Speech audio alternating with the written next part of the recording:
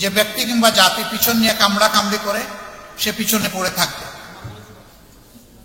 আর যারা চায় যে আমরা এগিয়ে যাই তাদেরকে ফরওয়ার্ড লুক করতে হবে, সামনে দেখতে হবে। এই জন্য আসুন পচা পিছনটাকে পিছনে ফেলে দেই, এটা নিয়ে আর চর্চা না করি। এখন জাতি হিসাবে ঐক্যবদ্ধভাবে সামনে কিভাবে আমরা আগাবো, আমরা সেই রোডম্যাপ তৈরি করি সবাই মিলে। এখানে জাতির সকল স্তম্ভের হাতগুলোকে জাতীয় স্বার্থে এক জায়গায় আসতেই হবে। এই জায়গায় কোনো বিভাজন চলবে না।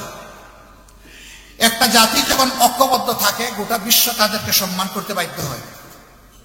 আর জাতিটা যখন বিভক্ত হয়ে পড়ে তখন তাদের মাথার উপর সবাই মাতব্বরি করে, এবং এতে ওই জাতির শুধু ক্ষতির পরিমাণ বাড়ে, জাতি লাভবান হয় না। আজকে বড় প্রয়োজন আমাদের রক্ষের। যারাই রাজনীতি করবেন তাদের জন্য আল্লাহ একটা রাজকীয় মন দেন, তারা যেন জটিল এবং সংকীর্ণ মনা না হয়, তারা যেন এক ছোকা না হয়, তারা যেন তুষামোদকারীদের পাল্লায় পড়ে জনগণকে ভুলে না যায়, তারা যেন জনগণের খাদেম হন, তারা যেন জনগণের মালিক না হন। এই মানসিকতা নিয়ে যেন রাজনীতিতে সবাই আগায় আসে। আদর্শ ডেমোক্রেসির বিউটি হচ্ছে যার যার আদর্শ মেলে ধরবে, জনগণ এখান থেকে চুজ এন্ড পিক করবে, পছন্দ করবে, গ্রহণ করবে। কারো উপর কোনো কিছু চাপিয়ে দেওয়া যাবে না।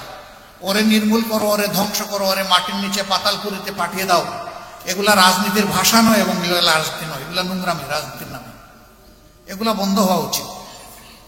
তবে যদি সুনির্দিষ্ট বড় কোনো অভিযোগের কারণে কোনো দল, সংস্থা, সংগঠনের কোনো কিছু পাওনা হয় সেটাও সে পাবে, কিন্তু সেটা আইন হাতে তুলে নয়, এটা আইনি প্রক্রিয়ার মাধ্যমে হতে হবে।